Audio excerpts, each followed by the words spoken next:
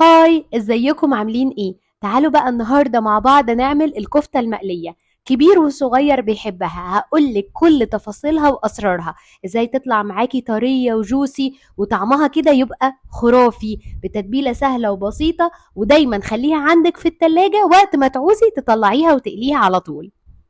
عندي هنا نص كيلو من اللحمة، واللحمة لازم تكون دسمة. الكفتة ما ينفعش بلحمة حمراء، يعني حوالي فيها 100 جرام دسم. وكمان هحتاج بصلتين متوسطين، هفرمهم واصفيهم من المية بتاعتهم واعصرهم كويس جدا. وهننزل عليهم كمان ببضاية. البيض بيخلي اللحمة طرية جدا وبيديها طعم حلو قوي، وكمان بيعلي القيمة الغذائية. لو انت مش بتحبي البيض ممكن تستغني عنها، بس انا هقولك جربيها بالبضاية دي وشوفي هتوديها في حتة تانية. نزلت بقى بالتوابل اللي هي ملح وفلفل وكمان 7 بهارات وبهارات الكفتة.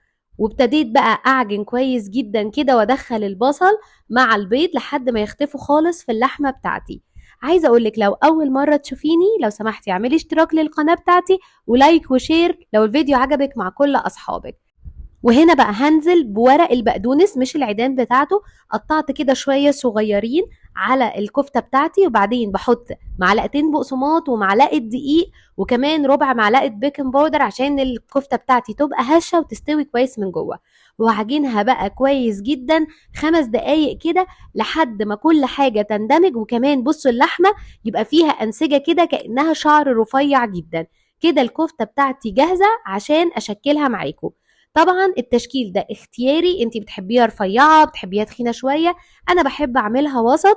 وكمان لو عندك اي عود خشبي او الستاكس بتاع الشيش طاووق، بعمل لها فتحه كده في النص عشان خاطر تستوي كويس من جوه وابقى ضامنه ان سواها كله زي بعض.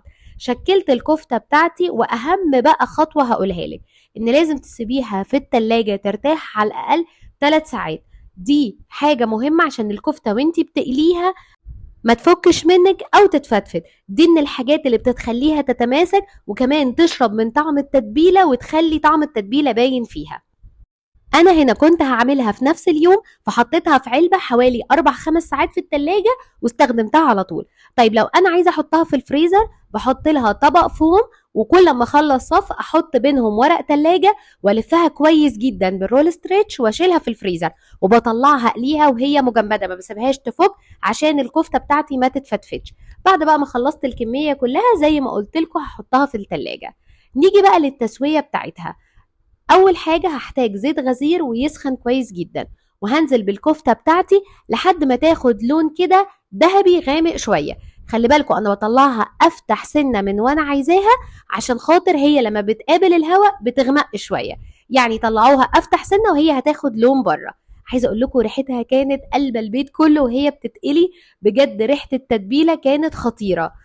عايزه اقول لكم ان الكفته المقليه دي من الحاجات المنقذه بالنسبه لي، دايما موجوده عندي في الفريزر. اي وقت اطلعها واعمل جنبيها مكرونه بالصلصه او سندوتشات عليها الطحينه، ويبقى كده اليوم تحفه.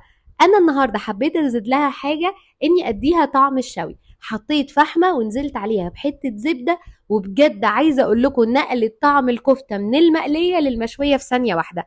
بصي بقى انا مدياكي وصفتين في فيديو واحد، كفته مقليه او لو حابه تخليها مشويه في ثانيه واحده. وبجد كان طعمها زي المشوي بالظبط. بس ده انا كنت حابه ان انا اضيفه، يعني هو مش من الوصفه الاساسيه. بصوا الكفته طريه ازاي، بصوا الجوسي والعصاره موجوده فيها ازاي. بجد كانت حلوه قوي. يا رب فيديو النهارده يكون عجبكم.